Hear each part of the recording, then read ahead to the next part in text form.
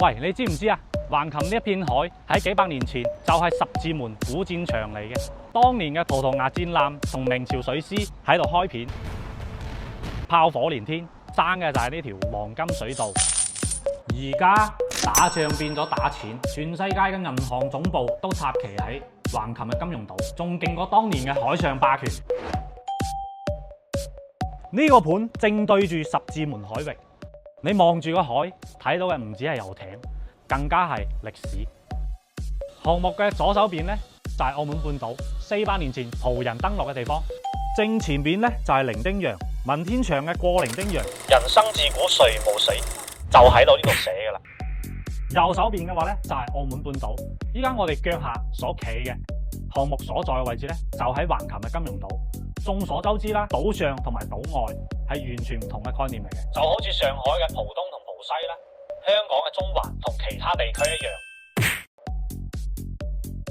呢個800零尺嘅細單位，仲細過當年嘅葡國戰艦，但係咧景觀就贏佢10條街，喺市面上可以講已經絕咗版噶啦。135平方嘅大廳，望住澳門旅遊塔，煙花匯演直送入房。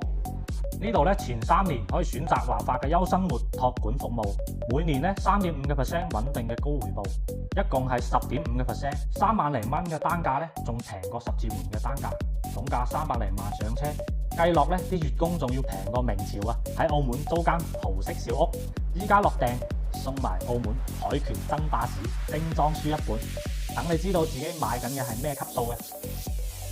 用低於十字門嘅價格買橫琴金融島70年產權住宅，華發目前唯一拎包入住項目，而家只有50套單位，手快有手慢冇啊！呢度嘅海景睇400年歷史，由之前嘅戰艦變遊艇，由炮台變成如今嘅金融中心。下一個傳奇業主係咪你？